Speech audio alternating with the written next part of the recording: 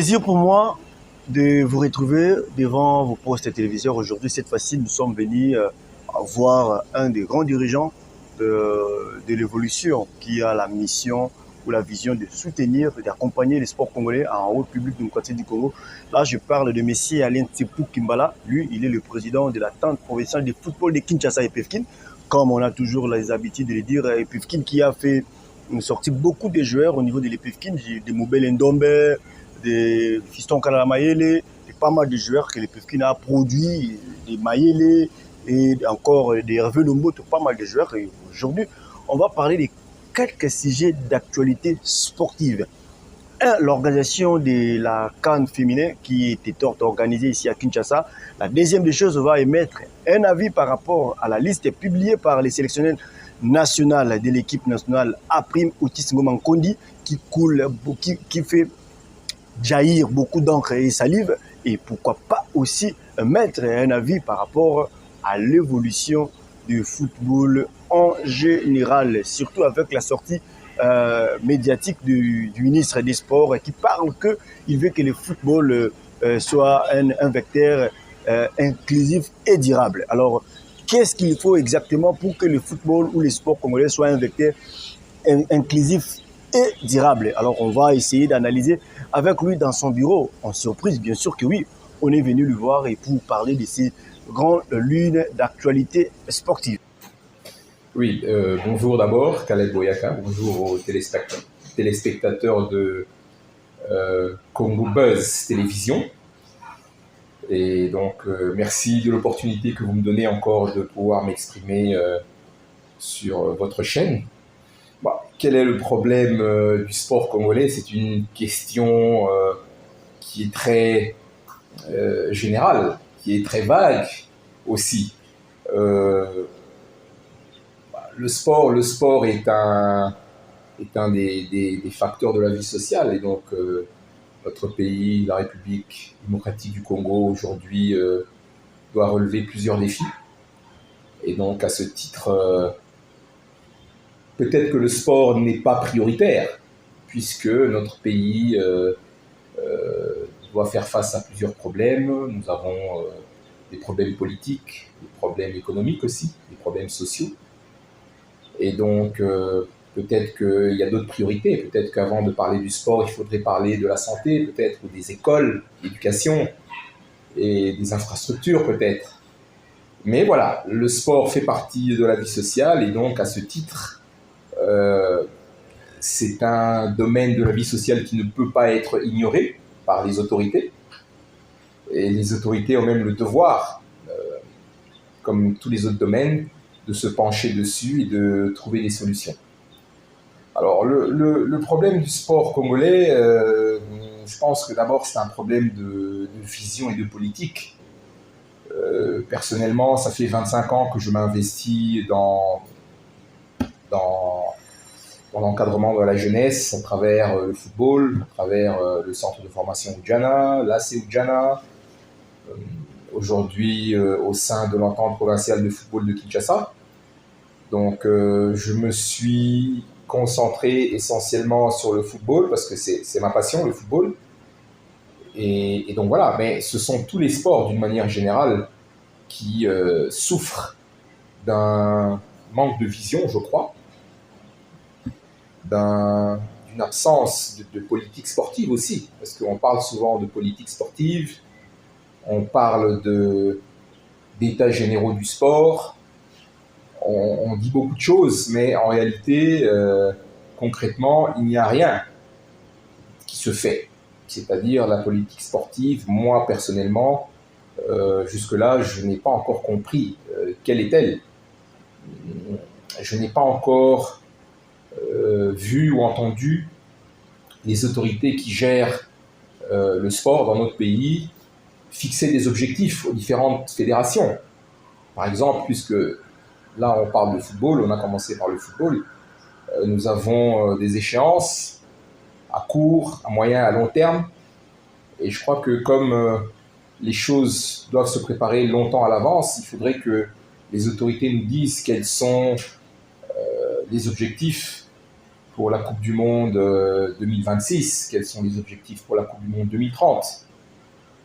Or, il n'y a rien de tout ça. À partir du moment où les objectifs sont clairement définis, on peut commencer à travailler, à se préparer pour que lorsque ces compétitions seront organisées, donc la Coupe du Monde 2026 et 2030, nous puissions être prêts, nous puissions y participer et, dans la mesure du possible, atteindre ces objectifs qui nous auraient été assignés par les autorités.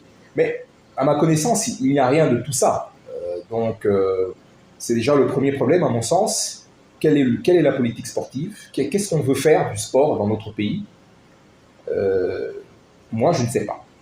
Donc, maintenant, ce que je sais, c'est que la politique sportive implique un certain nombre d'actes, d'actions à mener, notamment le développement des infrastructures sportives, qui est un sérieux problème dans notre pays.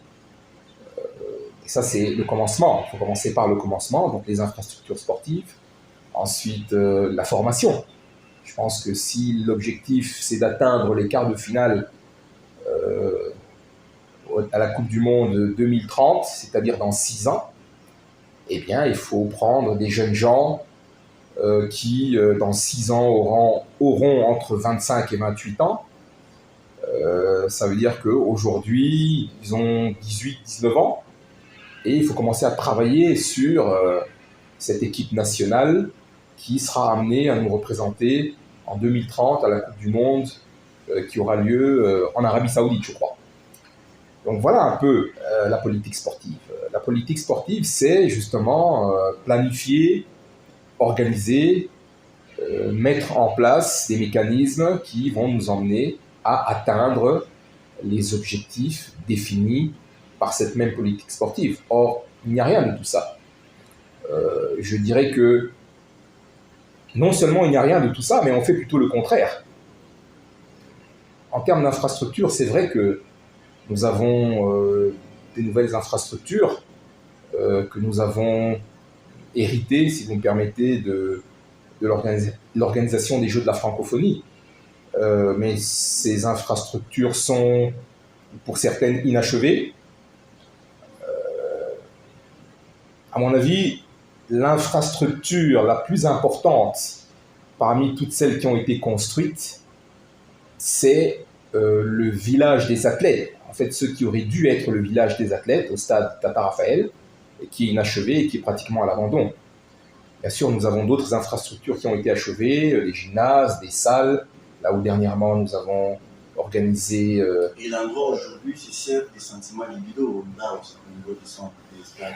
Oui, mais c'est quelque part, c'est la suite logique de la manière dont les choses se sont terminées.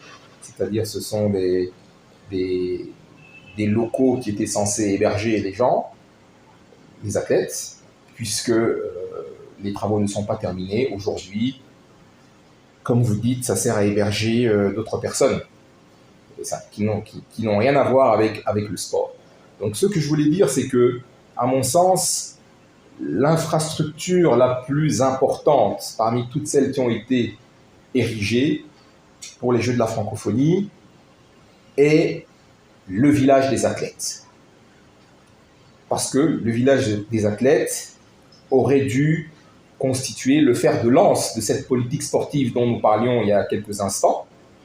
Le village des athlètes aurait dû être la base de la mise en place de la politique sportive, toutes disciplines confondues. Je vais revenir après sur ça, si vous permettez. Nous avons construit et terminé, et c'est très bien, des salles. La salle où se sont déroulés les championnats d'Afrique de boxe il y a quelques semaines.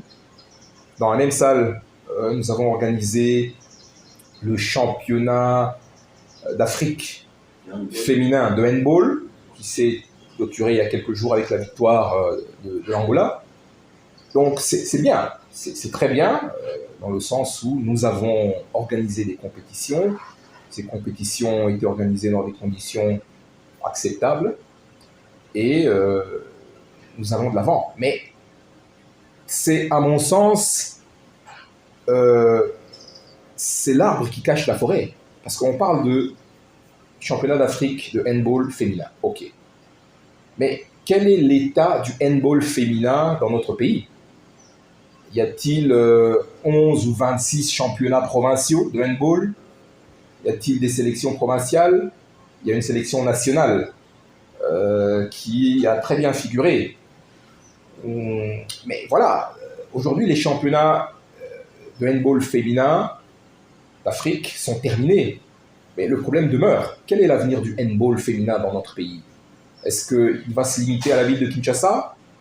Ou est-ce qu'il va se pratiquer sur l'ensemble du territoire national, dans les villes, dans les provinces?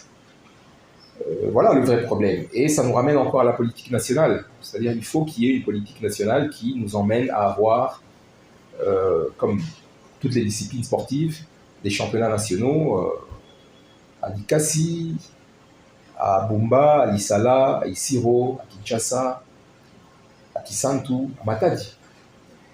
Donc, voilà un peu ce que je voulais dire. C'est un peu la même chose pour la boxe. Nous avons organisé les championnats d'Afrique de boxe. C'est très bien, encore une fois. Ça s'est très bien passé. Félicitations à la Fédération congolaise de boxe. Félicitations au général Ilunga Nyoyo pour ce qu'il a fait. Mais le problème demeure. C'est-à-dire que la boxe, bien sûr, c'est un club, c'est un sport individuel, pardon. Qu'en est-il de la boxe dans les provinces?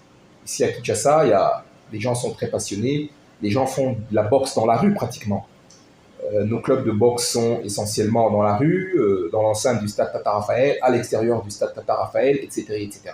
Donc vous avez des gens qui, par leurs efforts en général personnels, comme ça, arrivent à des résultats, et ce qui est une bonne chose. Mais en termes de politique, je crois que ce n'est pas tout à fait clair, en tout cas dans mon esprit, ce que nous faisons, ce que nous avons envie de faire avec la boxe. Et c'est valable comme ça pour toutes les disciplines.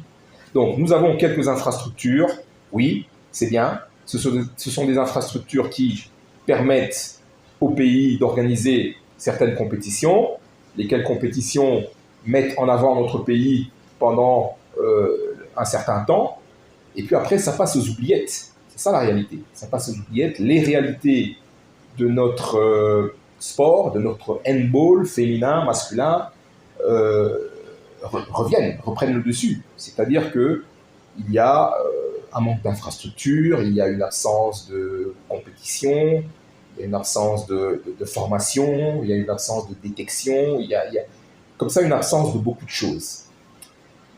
Donc voilà. En ce qui concerne le village des athlètes, qui, à mon sens, aurait dû être l'élément le plus important, c'est tout simplement triste et malheureux.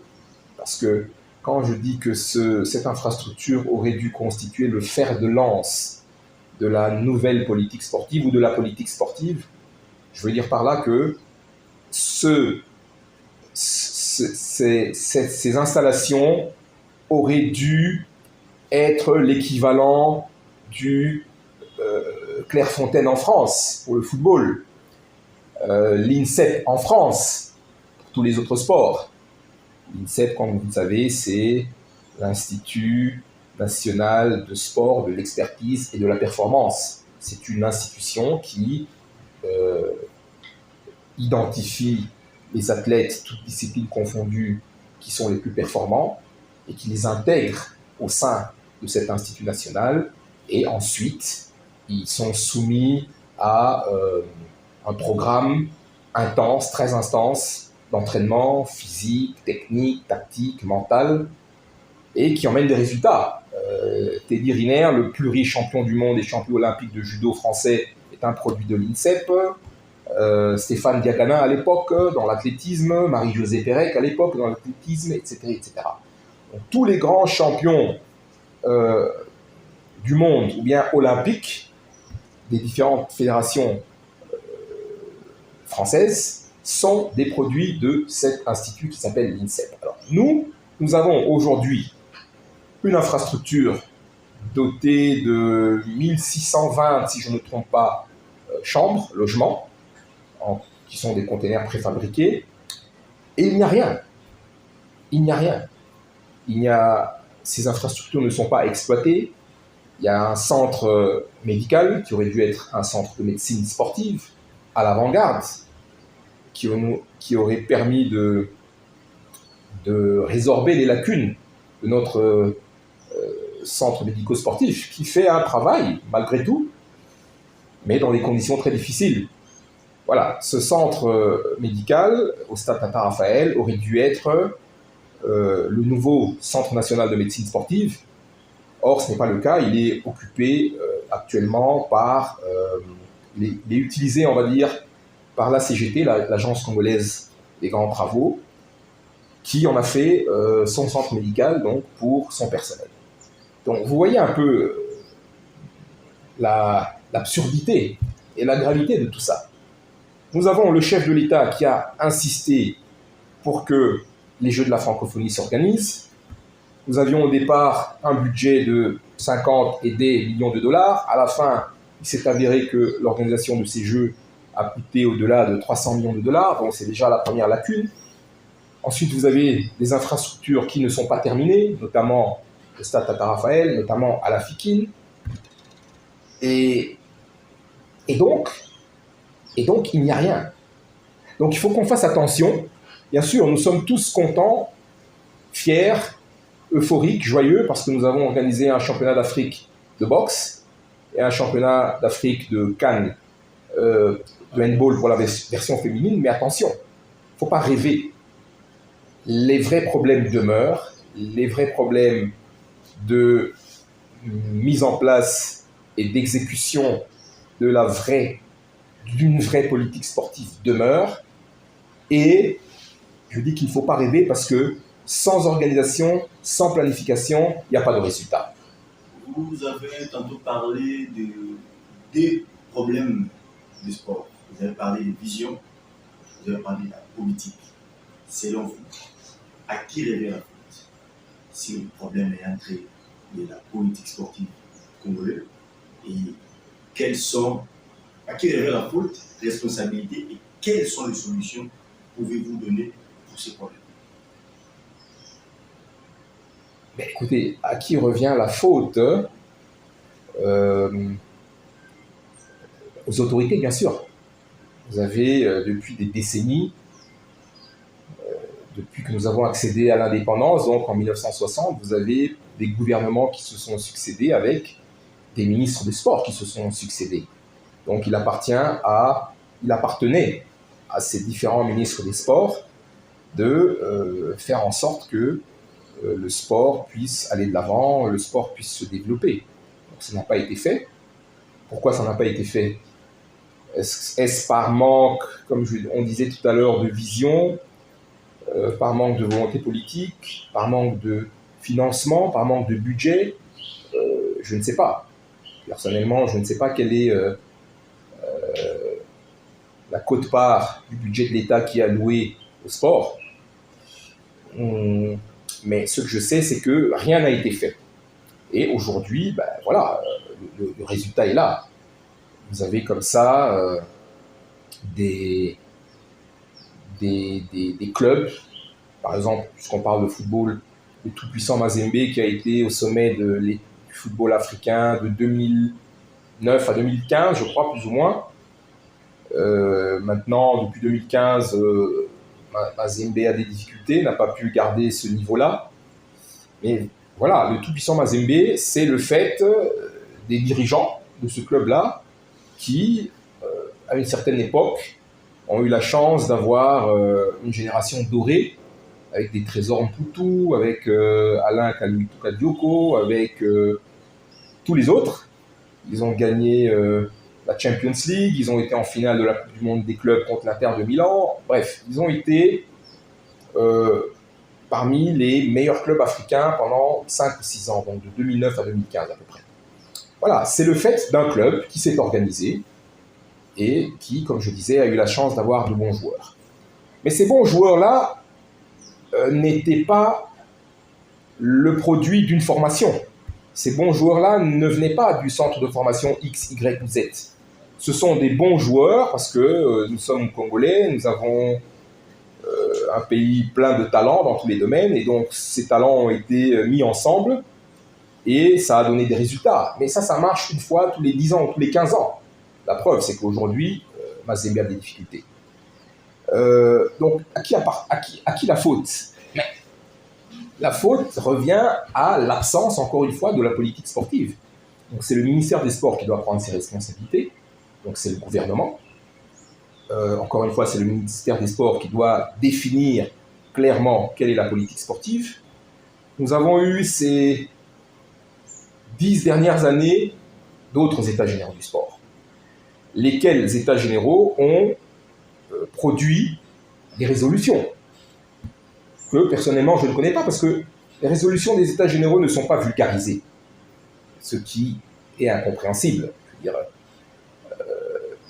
il aurait au moins fallu distribuer aux fédérations sportives les résolutions de ces états généraux, ce qui n'a pas été fait. Comme ça, chaque fédération aurait pu savoir qu'est-ce qui a été pris comme résolution dans ces états généraux. Et même si ces états généraux n'ont pas été officiellement adoptés par le ministère des Sports, même si ces états généraux n'ont pas impacté la politique sportive ou la loi sportive, mais les fédérations auraient pu avoir au moins un chemin à parcourir.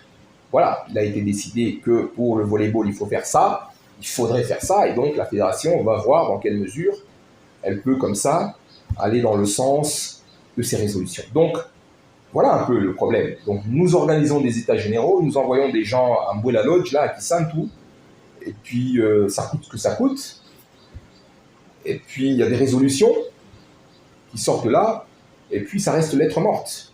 Donc, comment voulez-vous que nous avancions? Donc, pour répondre à votre question, je pense qu'il appartient au ministère des Sports de prendre ses responsabilités et de nous dire quels sont les objectifs et comment va-t-on atteindre ces objectifs et comment va-t-on faire pour justement mettre en place les mécanismes pour atteindre ces objectifs, notamment les mécanismes financiers. Mais la solution, c'est d'abord de savoir qu'est-ce que nous voulons. Est-ce que nous voulons le développement du sport? Parce que jusque-là, on ne sait même pas qu'est-ce qu'on veut. Donc, nous supposons que oui, la RDC veut que le sport soit développé, la RDC veut que tout citoyen congolais puisse avoir la possibilité de faire du sport. Et donc, à partir de là, la RDC doit commencer à faire le travail. C'est-à-dire, nous avons une démographie galopante. Nous sommes un pays de, semble-t-il, 100 millions d'habitants. Ici, dans la capitale, Kinshasa, nous sommes entre 18 et 20 millions d'habitants. Et donc, par rapport à tout ça, il faut, par rapport aux différentes disciplines sportives et au nombre d'habitants, et à la tranche d'âge de ces habitants, qui sont jeunes pour la plupart, il faut construire autant de terrains de basketball, de volleyball, il faut inciter à la création de autant de clubs de boxe, etc., etc. Donc ça, c'est la première chose. Il faut faire le travail, il faut aménager, construire des infrastructures. Et puis, il faut faire tout le reste. C'est-à-dire que les différentes fédérations sportives doivent faire leur travail, c'est-à-dire la formation d'abord, des encadreurs, des entraîneurs. Il faut aller dans les écoles, il faut veiller à ce que les différentes disciplines sportives soient pratiquées dans les écoles. Mais là, j'ouvre une parenthèse.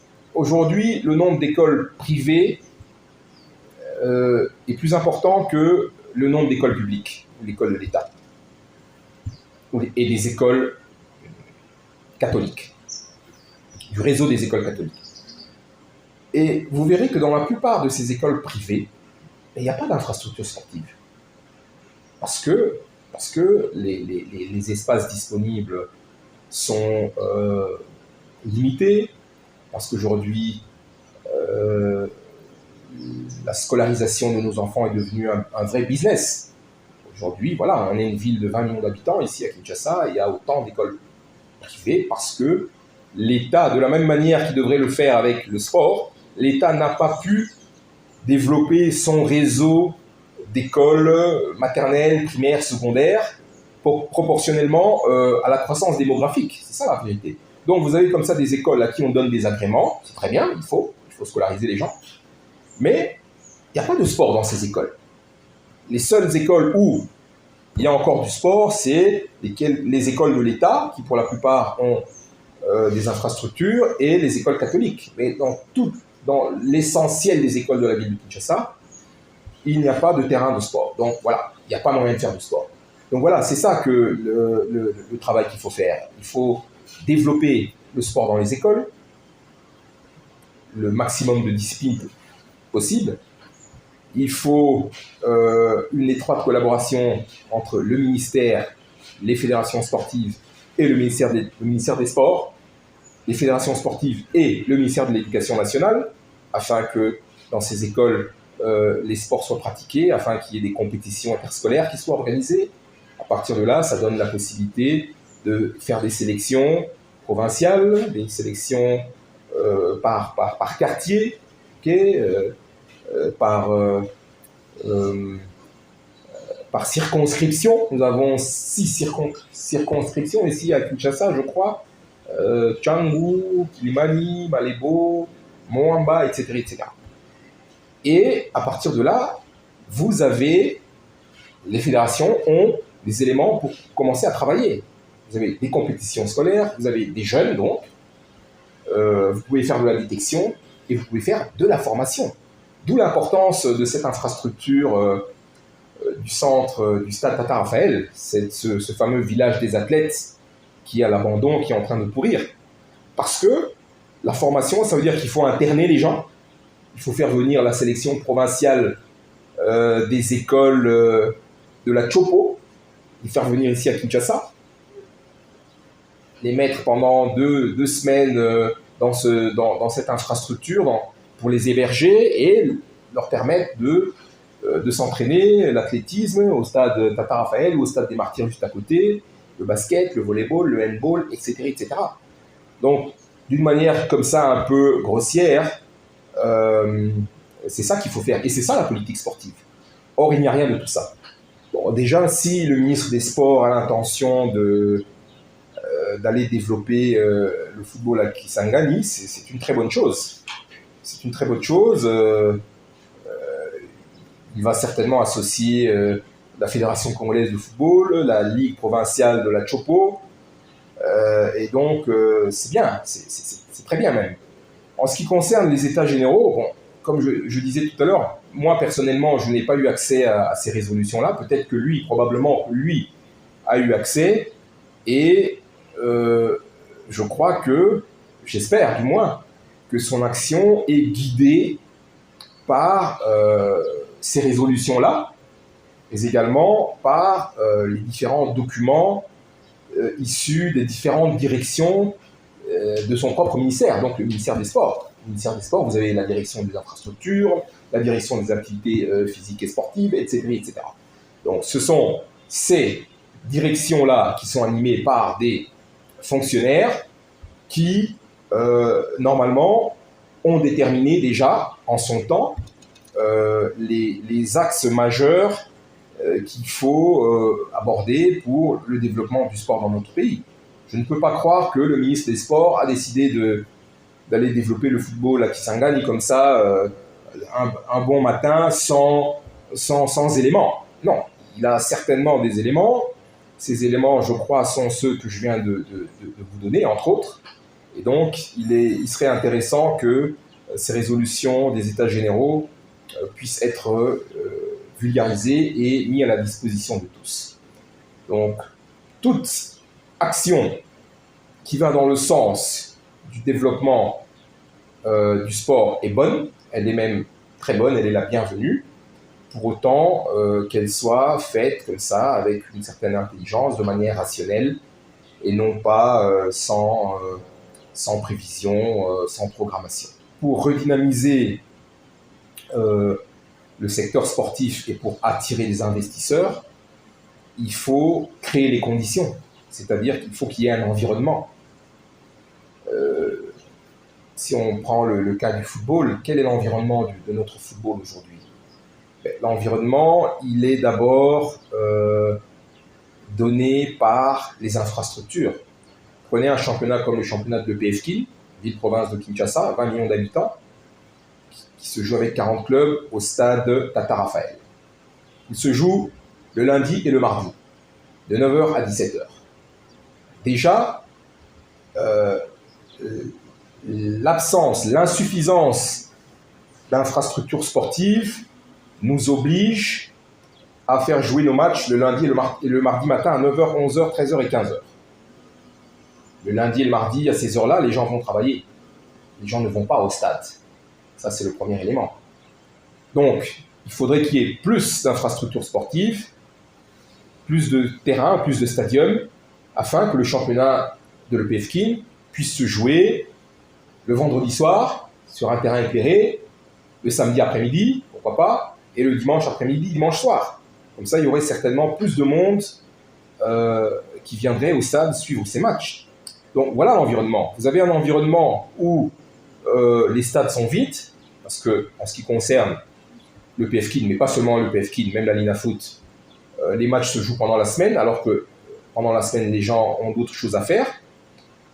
Vous avez des stades qui sont vides, donc vous avez une situation qui n'est pas propice à ce que les sponsors viennent accompagner de tels championnats.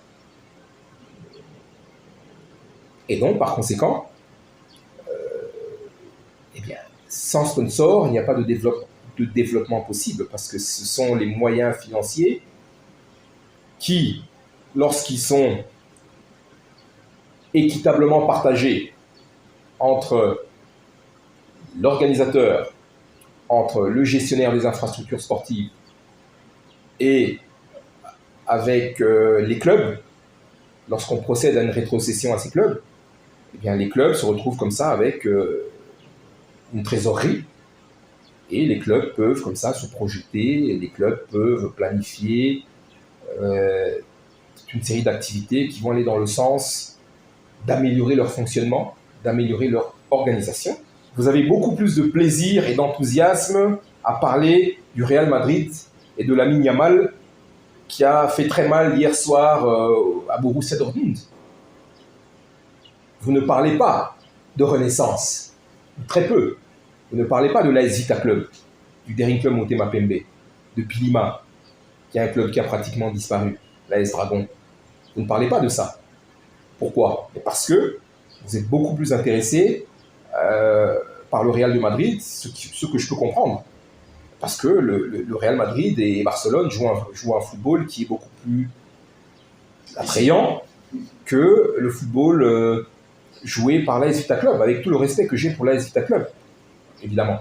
Mais maintenant, ce que je veux dire, c'est que, voilà, l'environnement est tel que on ne peut pas faire de notre football ou de notre sport du business, parce que les infrastructures ne s'y prêtent pas, parce que les calendriers ne s'y prêtent pas par manque d'infrastructures, et donc les partenaires ne viennent pas, et donc, puisque les partenaires ne viennent pas, il n'y a pas d'argent, et donc il n'y a pas d'argent pour les clubs, et donc il n'y a pas de développement possible de nos clubs de football. Moi, je me pose toujours la question de savoir comment un club comme le Daring Club Motema Pembe ou l'AS Vita Club ont une équipe senior et parfois une équipe junior. Et tout le reste. Où est l'académie? Où est le centre de formation? Quelle est la politique de formation? Quelle est la politique de recrutement? On parle de l'AS Vita Club et de DCMP, on ne parle pas de Ujana. Ujana, c'est un petit club. Là, on parle de clubs qui ont presque un siècle d'existence. DCMP, je crois que c'est 1936, et V-Club, c'est plus ou moins la même année, 1935. Or, ce sont des clubs qui sont qui manquent de tout. Mais d'ailleurs, ce sont des clubs qui sont à la rue, comme Oudjana. De coquilles vides.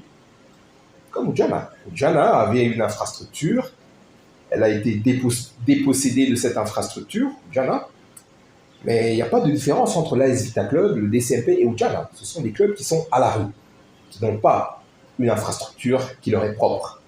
Et donc, dans ces conditions, il n'y a aucun développement du football qui peut se faire. Et quittons ces registres, cette fois-ci, parlons de l'équipe nationale. La CHAN a pris la liste qui a été publiée par le sélectionneur national Otis Ngoma. La RDC dans le berceau, pendant que d'autres nations se préparent. Comment voyez-vous, en termes de vision, en termes de chance, en termes de qualité, comment voyez-vous déjà l'avenir de cette équipe nationale, pendant que les autres sont dans les 3, 4, 5 matchs à jouer en Italie, et la RDC est encore dans les berceaux? Je dirais dans un premier temps que vous avez dit que nous sommes à 2 semaines du premier match, des 2 matchs. Il y aura un match aller et un match retour. Et nous n'avons pas encore commencé un semblant de préparation. Oui, donc je m'y attendais un peu. C'est triste à dire, mais je m'y attendais parce que bon, nous avons l'habitude. L'équipe nationale a pris et un peu le laisser pour compte de notre football. C'est-à-dire que lorsque c'est l'équipe nationale qui joue, donc la sélection nationale, celle de M. Desabre, et avec tous les binationaux qui jouent la CAN, les qualifications pour la Coupe du Monde, évidemment, tout le monde est mobilisé. Mais pour le CHAN, je crois que ce n'est pas la première fois, bien que nous ayons été les premiers à remporter cette compétition. Eh bien, malheureusement, il y a comme ça toujours un peu une certaine léthargie. Et c'est dommage. C'est dommage parce qu'il n'y a pas de hasard. Encore une fois, si vous voulez être performant, vous devez créer des automatismes parmi tous ces joueurs, qui sont certes des joueurs qui jouent la Lina Foot, et donc ils sont compétitifs. Ils ont tous, je pense, une dizaine de matchs. Je crois que la Lina Foot est à la 10e ou 11e journée déjà. 11e journée. Pardon ? 11e journée, voilà. Donc ils ont 10 matchs dans les jambes, ce qui n'est pas beaucoup, mais bon, c'est pas mal par rapport à ce qu'on a vécu il y a quelques années. Et donc il faut créer les automatismes, donc il faut s'empresser d'interner cette équipe du CHAN. Il faut s'empresser de mettre les moyens. Parce qu'après, après on va encore critiquer Otis Ngoma. On va encore dire non, c'est un mauvais coach. Otis Ngoma ici, Otis Ngoma là-bas. Oui, mais bon. Il y a des principes, il y a des règles qu'il faut respecter. Si vous ne respectez pas les règles, vous n'avez pas de résultat. Donc, mettez cette équipe dans les conditions de pouvoir s'entraîner. On est déjà en retard parce qu'on est à 2 semaines du match. C'est le sélectionneur qui fait sa sélection. Et je pense que vous avez cité Bola Lobota Emmanuel, que je connais très bien, parce qu'il est passé par Oudjana. Il y a un sélectionneur qui est là et qui fait sa sélection et qui est le seul qui connaît la raison pourquoi il n'a pas pris le meilleur buteur. Peut-être que le meilleur buteur, ces jours-ci, n'est pas en forme. Je ne sais pas. Je dis ça comme ça. Donc, je crois qu'à partir du moment où nous avons un sélectionneur, il faut lui laisser la responsabilité de composer sa sélection. Sinon, pourquoi a-t-il été nommé sélectionneur ? Donc, c'est à lui que revient la responsabilité de sélectionner. Et donc, s'il n'a pas pris le meilleur buteur du championnat, il a ses raisons. Mersey Ngimbi. Vous citez des anciens joueurs de l'AC Oudjana. Est-ce que Mersey Ngimbi joue ? Est-ce que Mersey Ngimbi est titulaire au tout-puissant Mazembe ? Je vous pose la question. Il n'y a pas Mersey Ngimbi, mais il y a Ernest Luzolo, qui est aussi un ancien de l'AC Oudjana, qui lui fait partie de cette sélection. Donc, en ce qui concerne Mersey Ngimbi, il y a plusieurs semaines, il était encore blessé. En tout cas, il se remettait d'une blessure, donc je pense que c'est la raison pour laquelle il n'est pas dans cette sélection, bien que ce soit un très bon joueur, évidemment.